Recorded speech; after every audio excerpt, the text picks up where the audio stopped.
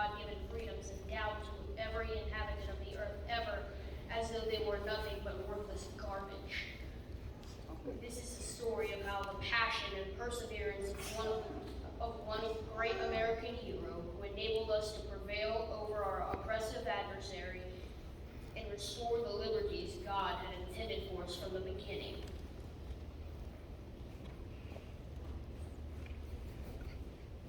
My name is Samuel Adams. I was born on September 27th, 1772. I had 11 siblings.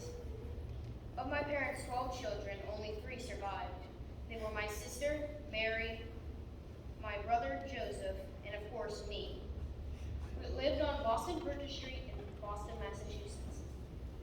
Although our house was old, it was very spacious and located right next to our family business. Seriously, I used to always wish I could have a beer named after me one day, since I kind of own my own brewery. When I was about 14 years old, I attended a Latin school, and then later I learned at Harvard. Knowing my father wanted me to follow in his footsteps, and that I wasn't very good at that, I studied in politics instead to become the great publisher I was destined to be. Because she was the most beautiful, amazing, and profound woman I ever knew, I married my first wife, Elizabeth Chetney, in 1749. We had 5 kids together. Sadly, 3 of them died before adulthood due to lack of medicine.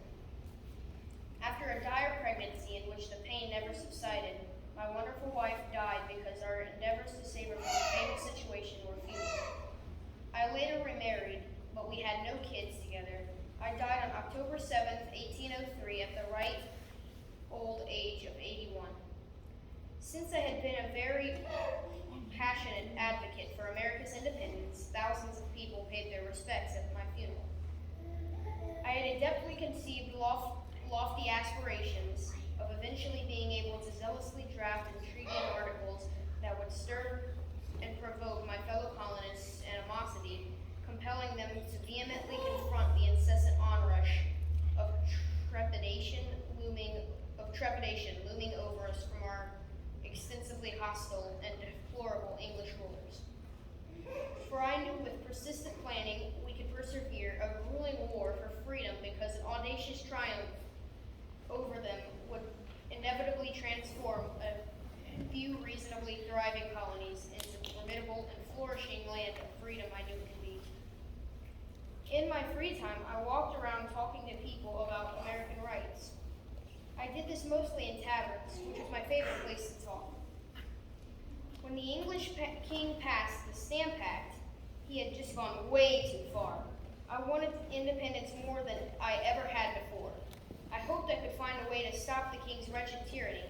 Some of my friends and I started meeting together in secret to talk about how we could get out from under his power. I began a few groups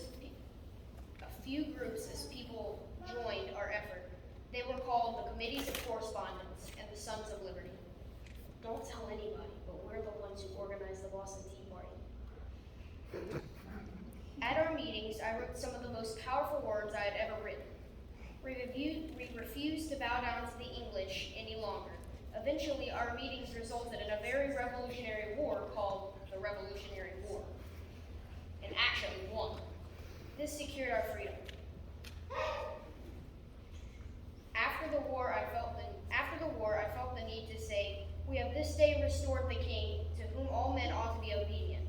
He reigns in heaven, and from the rising to the setting of the sun. Let his kingdom come." This kid named Landon Hood asked if I would give him some information about my life so that he could honor me in his Faces of History paper. I told him I would be honored. When I asked him why he chose me, he said because I remind him a lot of myself. I said, "Oh boy," I said. He went on to tell me how we were alike. We are both very loquacious and will talk to anyone who will listen. We share a huge passion for doing what is right, and we are very persistent when we want to have something go our way. He and I are both very brave and plan to do great things. Finally, both of our families own a small business right next to our home. I told him he was right. We do have a lot in common. I lived a long, happy, and brave life as a forefather of our great nation. I never gave up and refused to take no for an answer. My greatest accomplishment was encouraging people to fight for the right thing, for the right to be a free country, because if God can use me, that means he can use anyone to start something big, no matter what their status in life.